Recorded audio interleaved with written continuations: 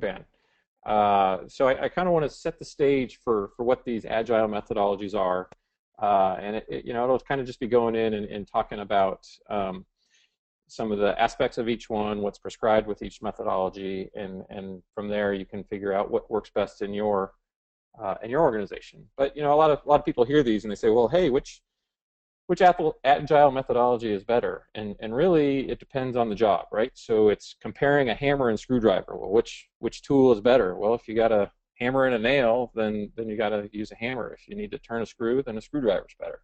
So really, we want to break this down for you, and so you can decide which tool or which set of tools you can definitely pull from both methodologies and come up with your own to solve that. But let's start off with Scrum. So Scrum, this is a great diagram. So this diagram in a nutshell is going to give you an idea of Scrum. So what we start off with is we have a whole list of input from our users, team, stakeholders, basically a list of requirements. We filter them through a product owner, and we end up with a feature list. So we have a million things that people want us to implement, and that's what we call the product backlog and Scrum ease. From there, we have a team. So our team is our development team, and the team figures out, hey, during our sprint planning sessions, how many of these tasks can we do? They're prioritized for us, and let's agree to what we can get done. So we start working. So our work cycle, and one of the keys to Scrum is that you want to have a short iteration. 4 weeks is a long sprint, but definitely not out of the question. And while you're working, you'll have daily meetings. There'll be a Scrum Master over the process, and something we'll kind of talk through as we go through these slides. But at some point in your 1 to 4 weeks, you're done, and you're going to review what you've delivered, and you are going to talk about what you did through this process. So your retrospect, you're going to figure out, hey, what about our process worked? What didn't work? What can we fine tune? So if you take nothing away, if you take anything away from this session today, this is one of those images you should hold on to. So let's talk a little bit in depth about some of these roles. So the product owner, in some cases, product owner and customer are the same person or a business analyst, but it really is the person. You need one person that you can talk to and help identify issues through. And their job is really to identify product features and translating it into a prioritized list. So you want to know 1 through 100 what are our most important issues. There's no ambiguity on what the business feels is the next most important thing. And then during the process, obviously that's not set in stone, so you continually reprioritize, and we can show you some good ways to do that. And the key is, from a development perspective, you really want one. So you don't want to have to go to a committee to figure this out. If there is a committee behind it, that's great, but you really want one person as a representative of that committee that can help answer and direct the development team. We also saw a Scrum Master. So the Scrum Master, a lot of people think, well, hey, this is management, right? No, the Scrum Master is not the manager, he's not the project manager, he's not the functional manager of the team. In a lot of cases, he's just a fellow team member that understands the Scrum product or the Scrum lifecycle and can help facilitate that process. But you definitely don't want the Scrum Master to be the product owner if you're going to play multiple roles. There can be conflicting interests between what the product owner wants and what the Scrum Master wants to do. And then finally, the team. And so the team's somewhat important from how you want to do it, but ideally, you want everybody on your team that can get the job done. So a team might include some developers, might include a designer, might include a DBA, but everybody is part of this team that it's going to take to deliver whatever you're working on. Self-organizing, highly autonomous, so we'll see through the meeting structures how that happens, but there isn't really a lot of oversight on keeping track of what each person is doing from a management perspective, because it will expose itself through this process. And then static membership and focus. You really want people dedicated to the team. It's very hard to constantly context switch. And we're talking about 1 to 4 week release cycles. So hopefully keeping in within that same context is you can dedicate a team member for that amount of time. So backlogs, we talked about them. The product backlog basically has everything on it. It's a It's a view of everything that needs to be done. And you can express these things and what needs to be done in stories or use cases. So simple business language that asks for features. And then you can have bugs on there, defects, all of that kind of stuff. It's always estimated, so the development team can go through and give a rough estimate. And one of the ways to do that is through story points. So it's this idea that there's a rough number that the team comes up with that says how difficult an issue is to accomplish, right? So it's not the idea that, hey, we're going to look at this issue and we're going to analyze it for a week and give you a fantastic estimate. It's basically a thumb in the wind so that the business says, oh, this task is really, really difficult, or this task is pretty easy. And that helps the business prioritize. A release backlog, so a release can be made up of mini sprints, so it's not required, but if you'd like to have, hey, here's the 10 things that are going to go into our quarterly release, which may make up 4 or 5 sprints, then you can have a release backlog as well. And then a sprint backlog is by the time you've gone through your meetings, it is everything that's going to be in this sprint. So it's just all of the issues in there. And that bottom point is important. It's the decomposed stories or use cases. So when we talk about a thumb in the wind of estimates, this is when we get real. So when we get down to doing our sprint backlog, we will fine-tune our estimates and really dig into an issue and understand what it takes to get that issue delivered. Sprint planning. So one thing we'll do before every sprint is we'll have 2 sprint planning meetings. And for a 4-week sprint, it's no more than 8 hours. And it's generally broken up into 2 parts. So part 1 is where the product owner and the team, they review all the items that are in the high priority list, and this is the team's chance to help argue up items and say, hey, you know, these are some items we really need in the sprint. You don't see the business value in them. However, there is value to getting these into the product. It's either going to make our life easier, it's going to make the product more stable, it's going to make the product more maintainable, all those kind of things that don't necessarily translate directly to business value.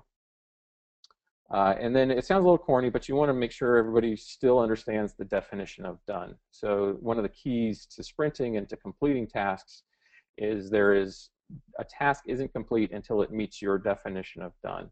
And your definition of done could include things like all the unit tests are written. We have 100% coverage on our unit tests.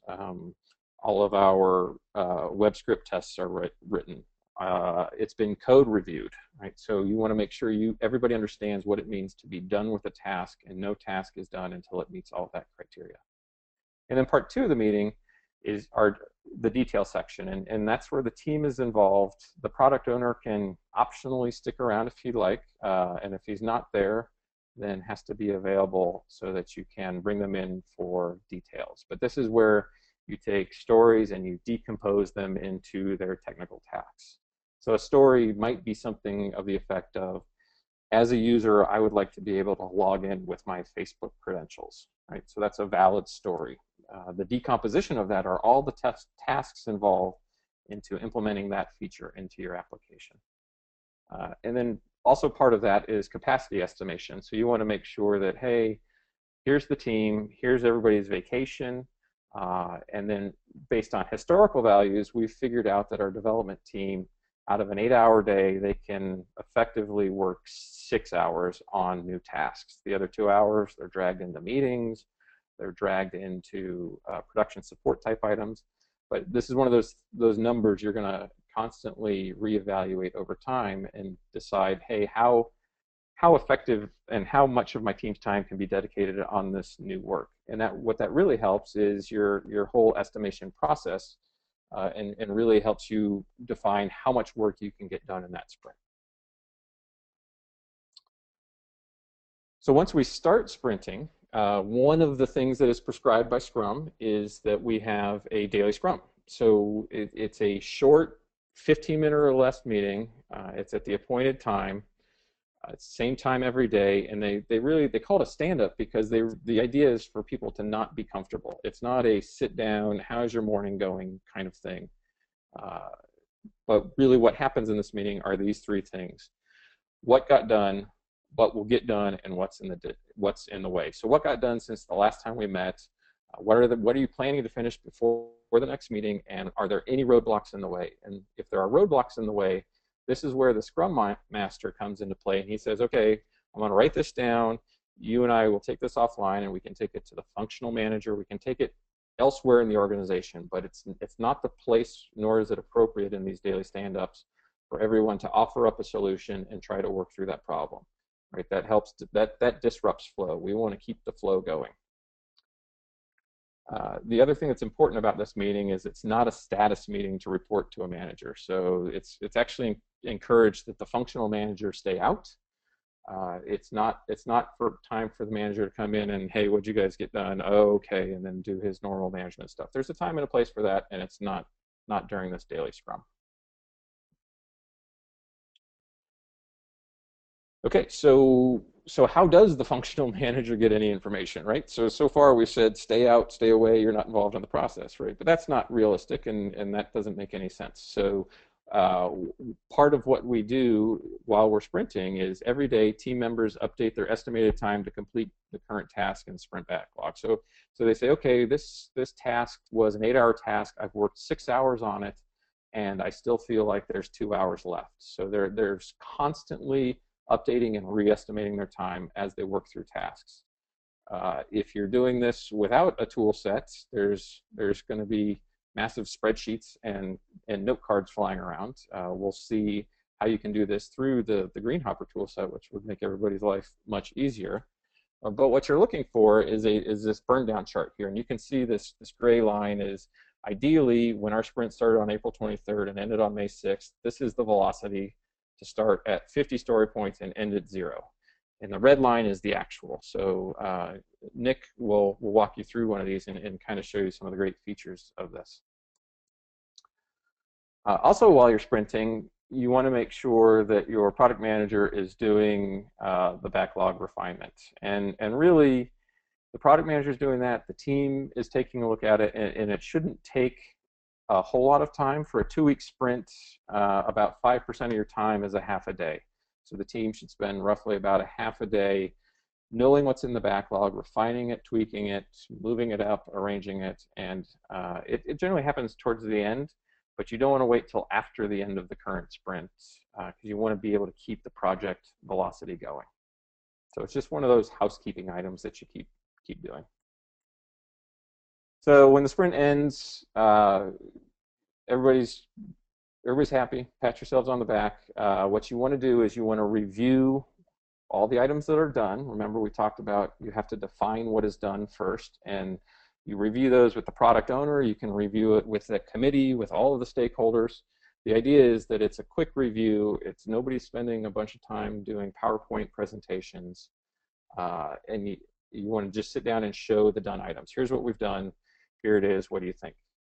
And then from there, we'd also schedule a retrospective. And the retrospective is a great time during this process, which is, hey, what worked about our sprint process, what worked about our Scrum process here, and what didn't work. And it allows you to have the iterative approach towards sprinting. So towards your Scrum process, you can tweak and fix what didn't work and what worked, and make your process better. Also, when this sprint's ending, we want to make sure the release backlog is updated. This is the product owner's job, so that by the time we go into our next sprint planning sessions, which is the repeat part of it, that we're talking about a fresh product backlog, and we go through this whole process again. Very iterative, and the iterative part also that's great is this retrospective that gives you a chance to modify the process. Sprint recap, I'm not going to read that to you. I think that will be important. It kind of distills all the topics we just said there. It'll be a good one to have as your cheat sheet for sprinting. Okay, so that's Scrum in 10 minutes or less. Obviously, there's more to it, and there's a lot of material out there on it, but I think that's a good high-level overview. So there's another Agile approach called Kanban. So let's talk a little bit about Kanban. So it was developed by Toyota decades ago to improve the manufacturing process. But it's important to note that it's not an inventory control system. It is a process about completing tasks. So it is very task-oriented.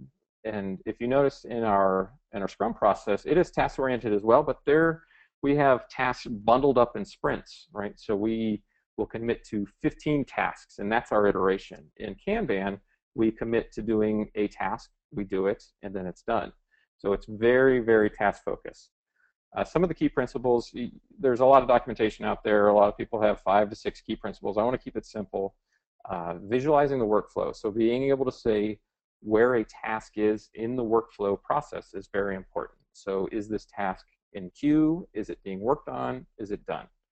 And you want to limit the work in progress. So when we visualize that workflow, you can imagine there will be a middle column that says, here's what's work in progress. And you will have a rule that says, given my team size, I can only have 2 items in progress, or I can only have 10 items in progress.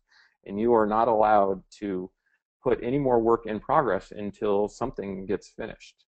One of the great things about that is it highlights bottlenecks. So if the whole system comes to a screeching halt and you have people waiting around because somebody's got 10 tasks in process they can't complete, that's when the rest of the team will jump in and help to complete those tasks. And the idea, and this is the same with Sprint, is that you pull work through, not push it. So work can't get pulled into the next phase until it moves from the previous phase. And again, much like Scrum, you monitor and refine. So it's an iterative process, and you want to make sure you're doing the right thing. So we talked about roles in Scrum. In Kanban, there are none. However, none are prescribed, but a lot of people say, well, here's some things from Scrum that make a lot of sense. There obviously is a team, so we talk about a team, and we know the team's roles. There's probably maybe a product owner, maybe not, depending on your environment, but somebody that might know the business side. If you're using Kanban more in a help desk role, then there probably won't be a product owner. And then a Kanban champion, somebody at least on the team that understands the Kanban process, that will help facilitate the process and help lead discussions on how to better apply Kanban in your organization. Planning sessions, there are none. Well, there are none prescribed.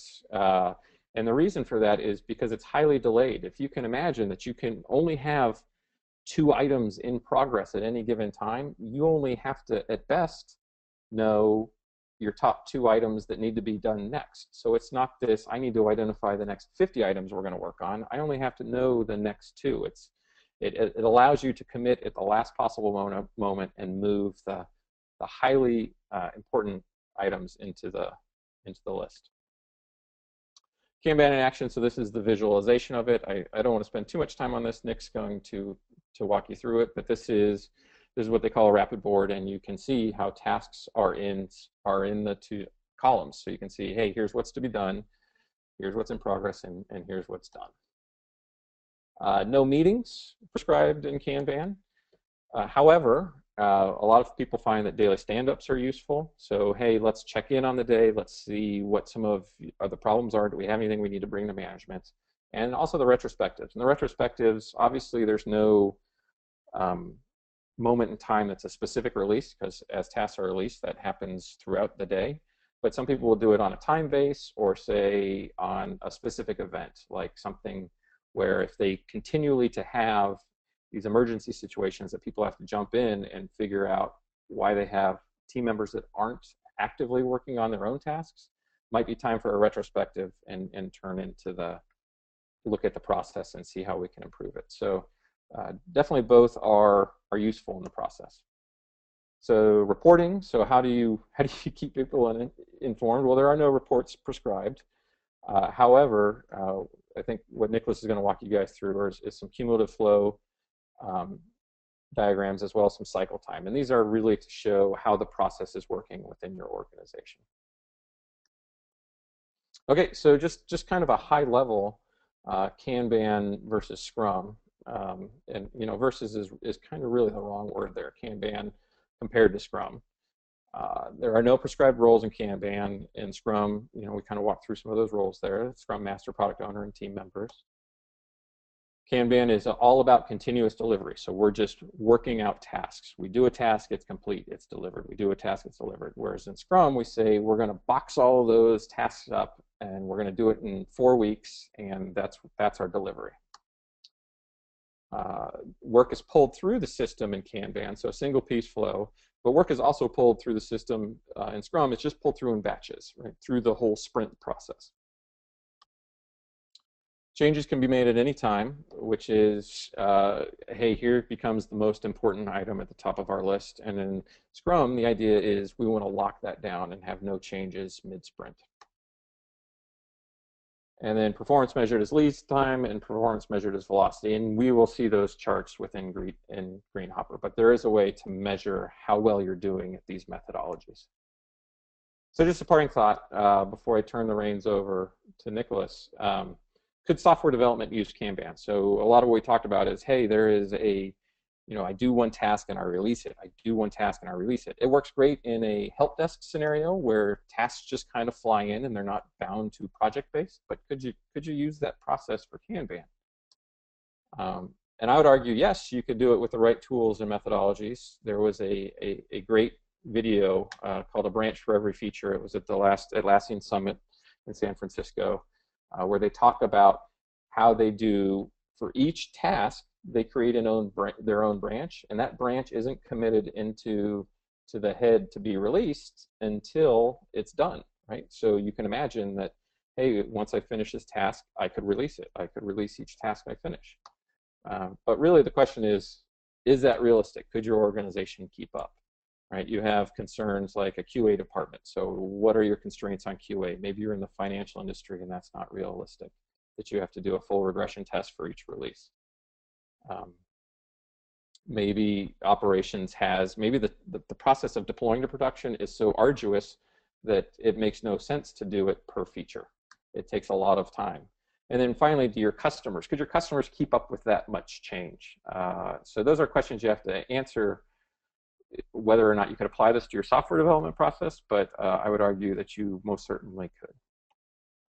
And with that, I would like to hand it over to Nicholas, if I can get my mouse back here, for his piece.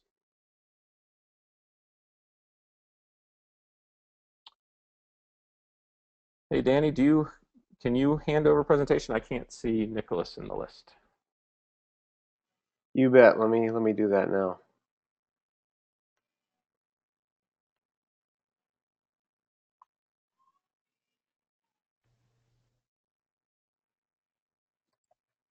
So Nicholas, that should be coming your way right now. Hello. All right, there he is. Wonderful. I hope everyone can hear me and I hope everyone can see my screen. Yes, we can on this side. Wonderful. Fab, mate, that was a fantastic introduction to Scrum and Kanban and a great way to really introduce GreenHopper. And what we're providing with GreenHopper is a tool to help teams manage their Scrum process, manage their Kanban process, and also evolve and adapt that process over time. I think one of the key things to note is that where a team starts with their Agile adoption and their Agile transformation, be it Scrum, be it Kanban, regardless of the team, what we see over the course of 3, 6, 9, 12 months is that these teams evolve and adapt. And so what we've done with GreenHopper, which is an add-on to the industry-leading issue tracker JIRA, is we've provided you the best place to start. We give teams a preset for Scrum and we give teams a preset for Kanban. And these presets allow teams to get started quickly. But the key thing is that they're based on what we've seen has worked successfully for thousands of customers. And that's why we're giving new teams these presets. We're going to start by looking at Scrum today. And should we wish to create a new project and a new Scrum team, it's as simple as coming to the GreenHopper Getting Started page that we're looking at right here and clicking this option here under number 1, create a new project and board for your Scrum tasks. Very simply, it asks for a little bit of information. We're going to do a financial product. It'll provide an issue key and you'll select who the project lead is going to be. So it's very easy to create a new board for a team and actually get that team started. If I jump across now, I'm just going to actually show you a board for a team that's already been built with a backlog. So Thad was talking about the first piece of this is getting all of these requests, all of these features and requirements into a product backlog. That's what you can see here. For this particular team, we've got this product backlog, and this product backlog consists of a number of user stories.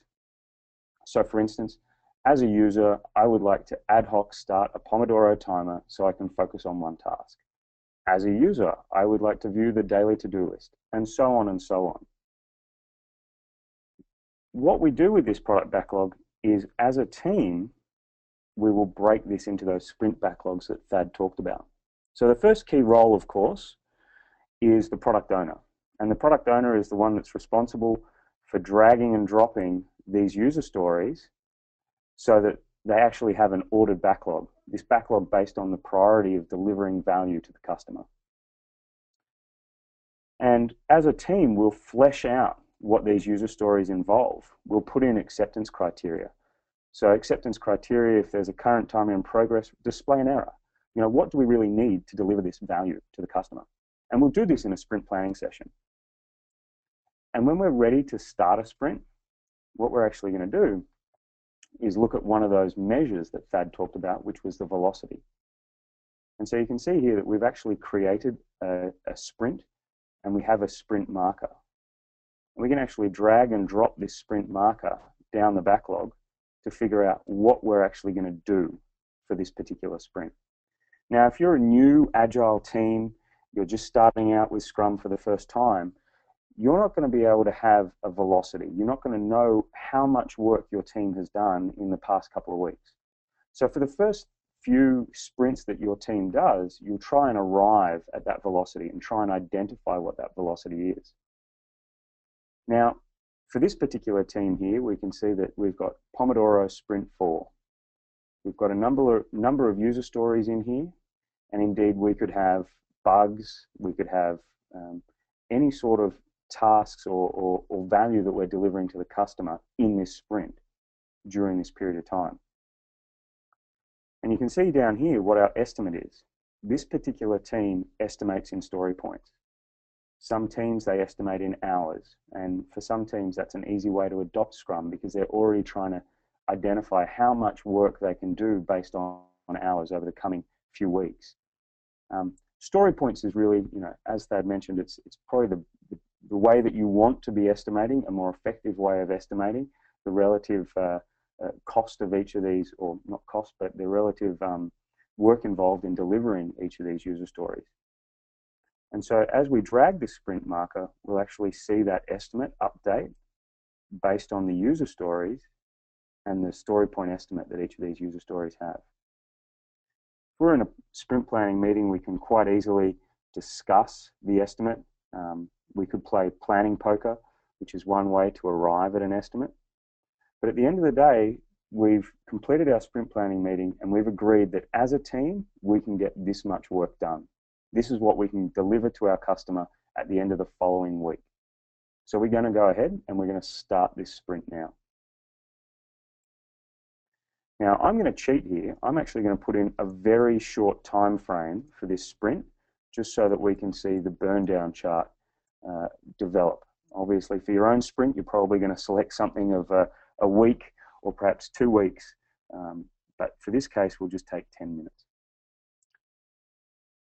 When we start this sprint, what you'll see is that we're taken to the work mode. And this work mode is where the actual team members spend their time.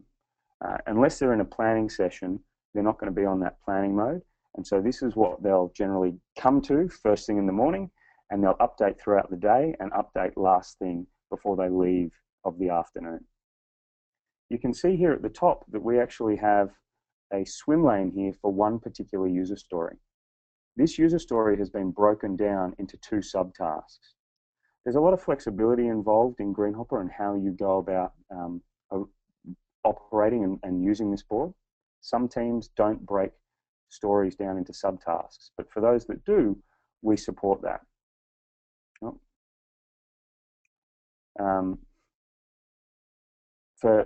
So you can actually track the progress, or the team, in fact, can track their progress as they move items across the board here.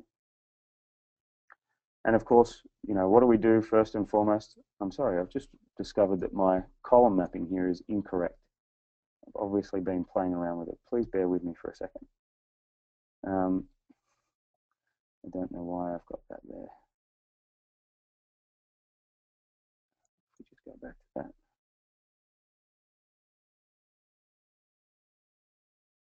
Right. So as the team drags this work, this pull style, as I have capacity, I drag work in progress. I can then move work into done as it's completed. So we're going to mark that particular user story as fixed, as complete. And if we jump across to the report mode here, you'll actually see on our burn down chart that we've burnt down 3 story points. Burn down, issue completed, change of -3 story points. And the team will track their progress. And so if we just skip ahead really quickly and drag some of these issues to done, skipping obviously across the in progress and awaiting deployment, you can see what happens over time is that this burn down chart will show how is the team tracking with their red actual burn down versus the gray guideline.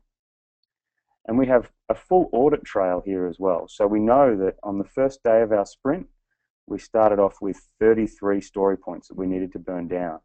We're now a little bit into that sprint and we've got 25 remaining. What often happens is that a product owner might come along and a product owner might say, well, hang on, I really need another user, I need this other story done, I need this other work done. And so they'll ask the team if they can drag and add an additional user story into the current in-progress sprint. Now that's changing the team's commitment because the team committed to 33 story points. So we're going to add an additional 2 story points. You'll see that come up here. It's now 27 remaining to be done and 8 are complete, 0 in progress at this point. And if we were to drag one of these items across to done, and then we'll just jump quickly to this report. You can see here what we actually indicate on the burn down chart is that there's been scope change. An issue has been added to the sprint and there's now 2 more story points. So what the team initially committed to has changed. Now if we turn our attention across to another board, this is actually the GreenHopper Teams board. So the GreenHopper team uses GreenHopper to build GreenHopper. You can see that this is a lot more advanced and there's a number of other things in here that I want to point out. Instead of having swim lanes, so horizontal swim lanes by particular user stories, the GreenHopper team actually has a swim lane based on the priority of the issue. And so they want these expedite, these critical or blocker issues to bubble to the top and everything else is below it. So the key for these blockers is to get them to the done column as quickly as possible. You'll see that this GreenHopper team also incorporates some Kanban concepts. Thad mentioned limiting work in progress and having a pull system. Here you can see with this red column that the team has a maximum column constraint of 3. And at the moment, they're exceeding their column constraint for awaiting QA because they have 7 issues awaiting QA. And there's nothing in QA. This is a visual indicator to the team, again on this board that they live in, day out, that they need to actually pull work into in QA before picking up new work from the to-do column and pulling it into in progress. So providing these visual indicators is key for the team to actually manage what they're doing and communicate what they're working on with their stakeholders, with the customer.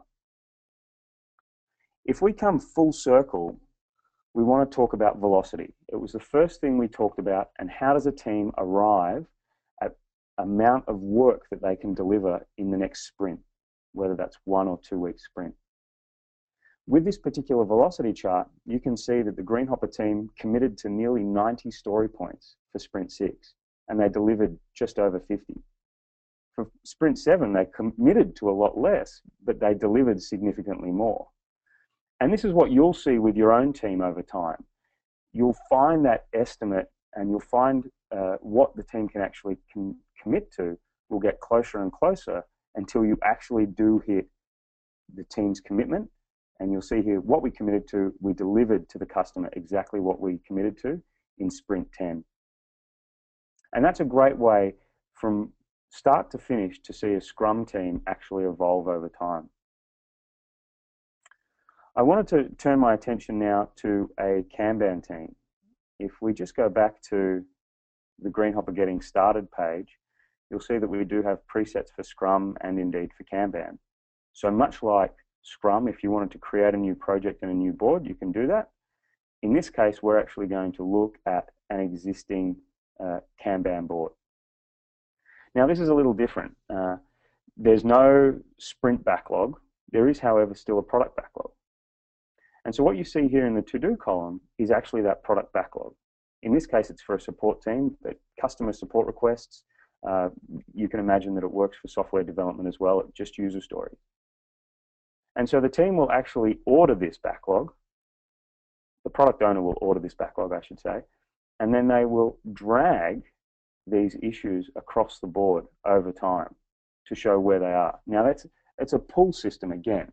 So much like with the Scrum team, they are pulling into in progress, pulling into awaiting QA as their capacity allows. One of the key things that we can actually do with GreenHopper, I'll just turn it on now, is actually provide a very flexible workflow.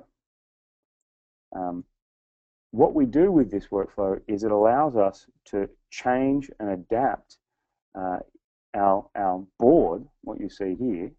We can change and adapt our board over time. So I've actually just switched, I apologize, I've switched to the GreenHopper simplified workflow. We have to do, in progress, awaiting QA, awaiting deployment, and done.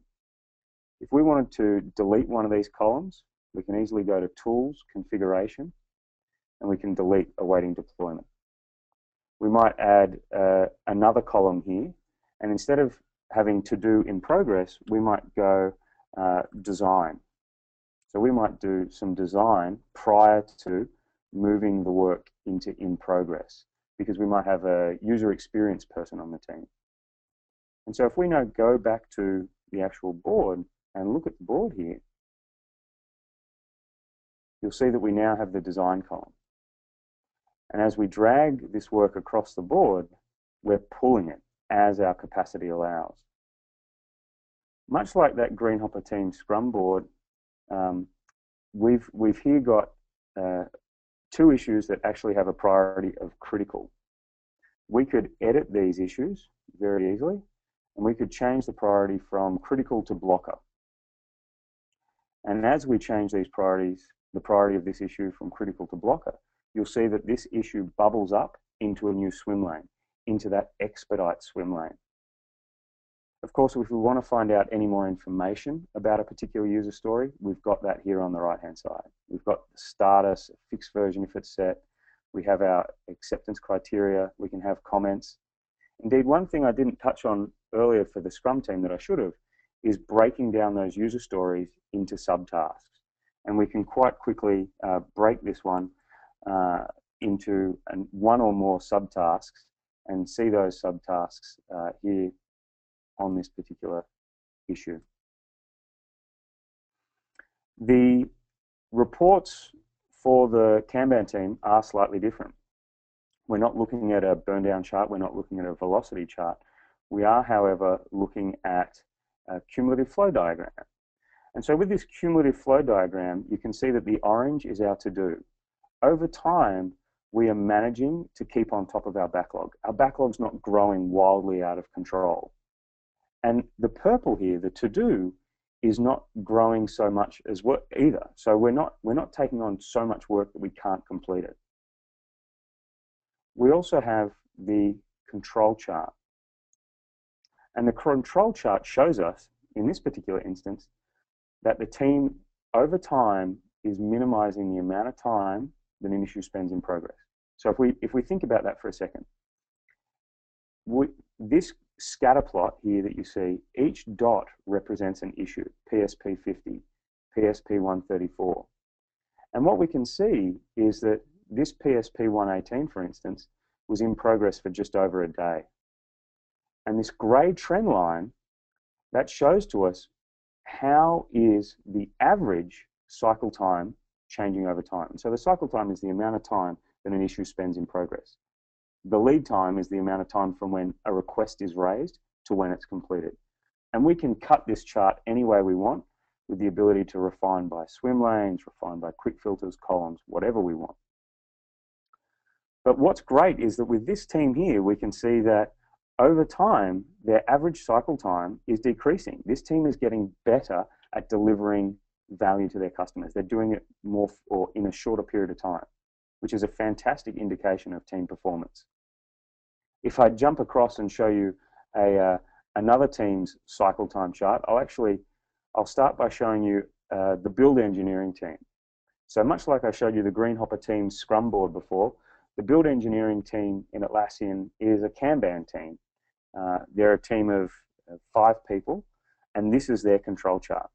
You can see here that over the course of the past 3 months, they've had a cycle time of about a day or just less than 2 days. And it spikes up here tremendously. And we've got one big outlier right at the top, Build Eng 72.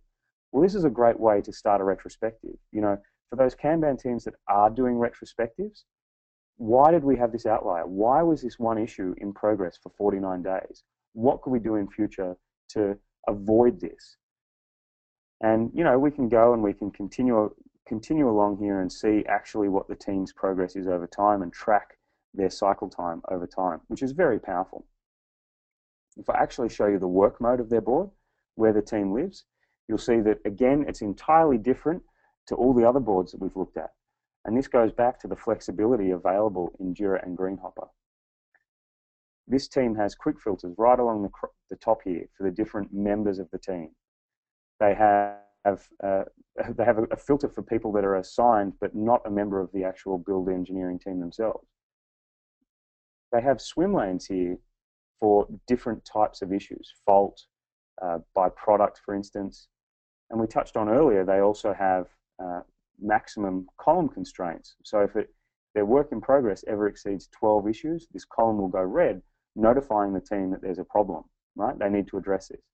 You can see here at the moment that their blocked is actually, they have 18 in the blocked column, and they have a column constraint of 18. So they are precariously close to exceeding their column constraint for the blocked column here. And that should be an indicator to them that they need to do something about it. So obviously what we're doing with the Kanban team, we're focusing on that flow of work across the board: to do, design, in progress, awaiting QA, done. With the Scrum team, we're very much focusing on the same thing, only we're doing it in a different manner. We're doing it in a time box for this particular sprint. And so that's how GreenHopper supports both Scrum and Kanban teams. If you're new to Scrum, if you're new to Kanban, if you're new to Agile in general, we have a whole host of resources here. GreenHopper 101 guide, a guide on how to use GreenHopper for Kanban. There's a video that walks through it. There's an answer section.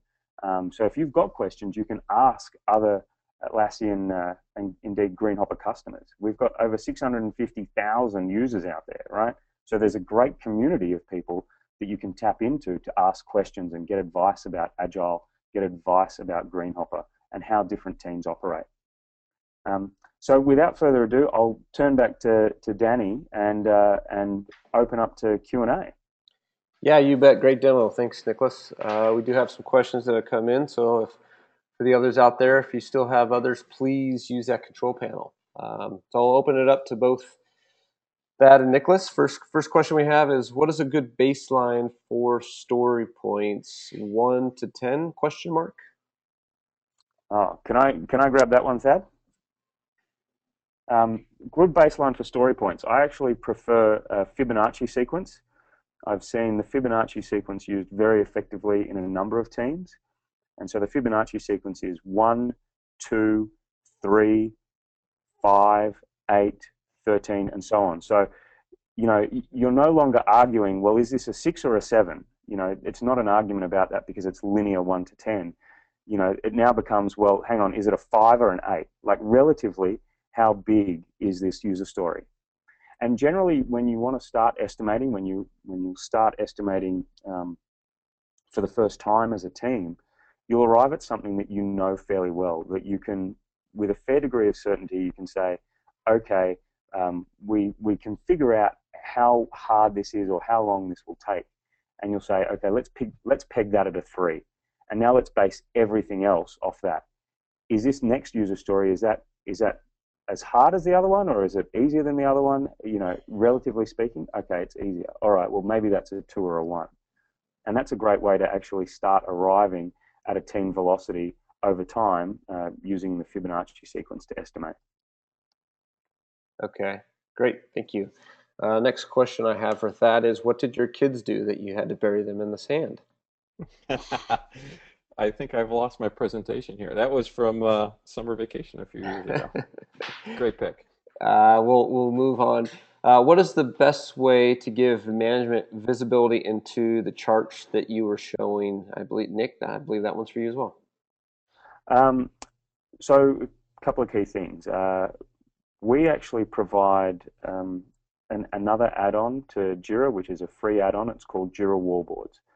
And JIRA Wallboards allows you to take any of these charts. We've got another chart here for the JIRA San Francisco support team. They have a screen just near their team, a big 60-inch LCD TV, and they have all of these charts available on that TV. So anyone that walks past the team can see how the team is performing at the moment. What have they got escalated, new and transferred, in investigation? And so there's a number of different reports that you can obviously provide and visualize for the team and for those around them. Obviously, for those that are not in the immediate vicinity of a team, you know, for remote teams, obviously having it online is a great way to get it because they can log in, they can have a look. But if you're using another tool like Confluence, for instance, and your management lives in Confluence, in the collaboration tool, as opposed to the actual Agile project management tool, you can actually also visualize these boards and these reports in Confluence. So provide visibility to the whole organization. Okay, great. Next question. Let's see, is there a maximum number of columns on a board? There's no maximum number of columns. The craziest board that I have seen was actually for a European company, and I think they had, I talked about how our support team, they've got, what have they got here? They've got 5 columns and they have a 60-inch LCD.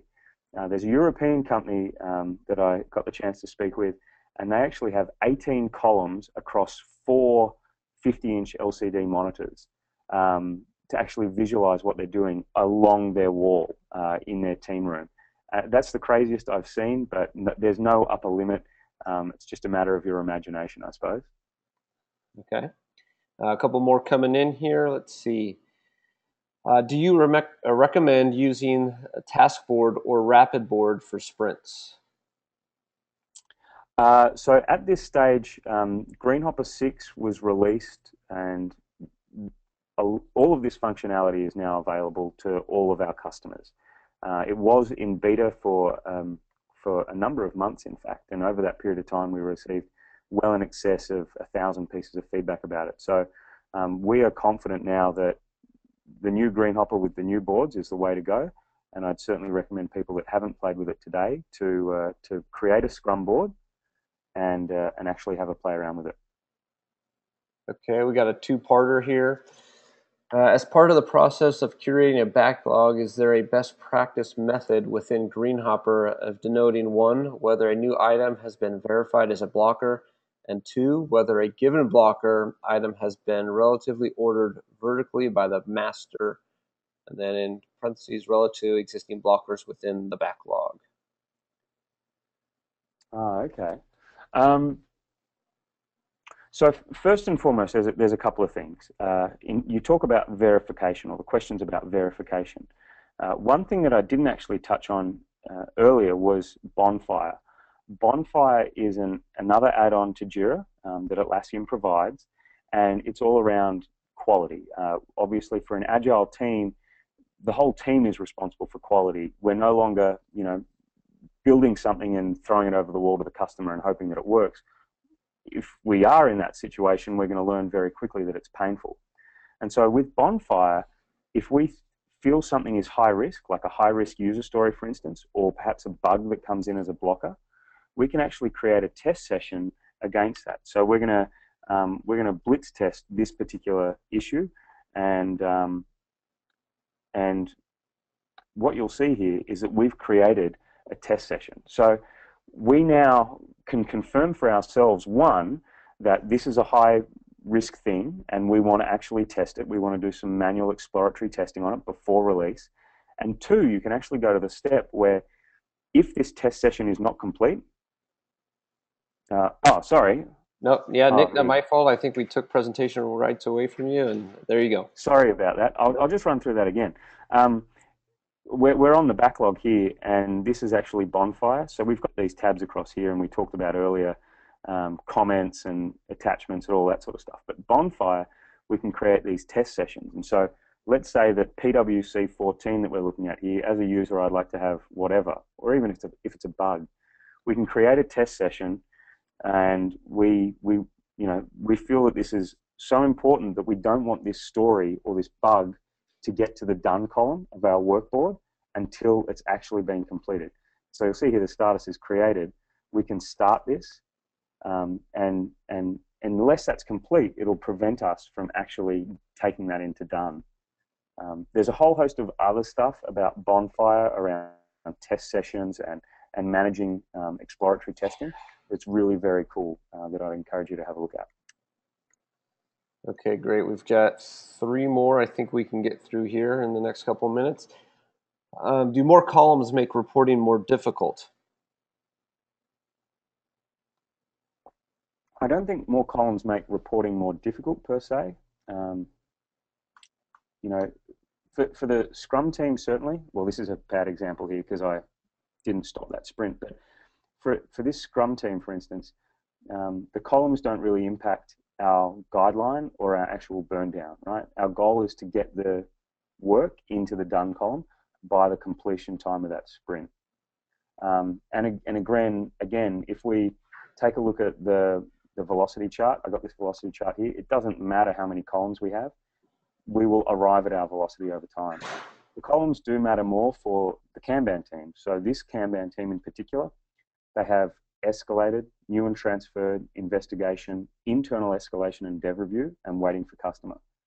One of the key things that the Atlassian support team found was that on any given day, this is a queue, right? Like no one's working on this here, we're waiting for the customer. And on any given day, 30% of the items in this queue would come back. So you're looking at 130 odd issues that today, in the next 24 hours, are going to come back into investigation or escalated. And so having these columns and having these queue states and really breaking out the workflow into what we need to do to get stuff done enables this team to figure out where are the bottlenecks occurring, where are the blockers, where are we seeing a growth. And if you look at this particular one, it looks to me, just at a glance, that the team's investigation, their purple line, is actually growing over time. And as a team member, that would be a worry for me because the team's not growing in size. And look at our waiting for customer. Over the course of this month, our waiting for customer has grown tremendously by nearly, 300 items. So why is that? And it starts to help you ask questions. So in some cases, you don't want to have too many columns and you want to keep it really simple. In other cases, it's the hammer and nail thing, going back to what we said earlier. Like what works for your team depends on the environment that your team's in. Okay, 2 more questions here. If you end a sprint and need to split a user story, what is the process for that with the rapid boards? Oh, okay. Generally, I wouldn't be splitting a user story at the end of a sprint. If I found, for instance, if I was concerned that this user story was too big, if we'd estimated this as a 13, that would be an immediate indicator to me as a product owner that I probably want to break this down into 2 or more user stories. And if I'm not breaking it down into 2 or more user stories, then I put at risk actually delivering this story by the end of the sprint. So generally what I'd say is if you get to the end of the sprint and you haven't completed it, what you'll actually do is if we just go and complete this now, you'll see here that 4 issues were done and 7 incomplete issues will be returned to the top of the backlog. And that 1 partially complete story that we've got, that's also going to be returned to the top of the backlog because we did not complete it. It did not reach our definition of done. that would be my approach. Okay, and last question that we have here is, what is the average time it takes for a team to go agile, and what are the biggest reasons they would fail? Okay. Well, first off, I think the biggest reasons that they fail is that they don't set expectations up front, right? Like, what are we trying to do? Is the whole team bought into this? So I think when you get the whole team bought into the idea that they've got a contract, and that contract is each week we as a team decide what we will deliver this sprint, that really empowers the team. And then it also allows the team to collaborate more with the product owner, with the customer. And when you pick up some of these things, like the team is in control and they're empowered and they're collaborating with the customer, you're much more likely to succeed. Having things like a daily stand-up and being true to yourself about a daily stand-up, being true to yourself and continually having retrospectives. I mean, one thing that I think of that I really, really dislike is where you get maybe 3 months in as a new Scrum team and hey, we're doing well, we're doing really well. We don't need to do those retrospectives anymore. They're a waste of time. We don't need to do retrospectives. No, that is the totally wrong attitude, right? Like, you need to be looking for ways to continually improve, continually tweak and adapt and refine what you're doing.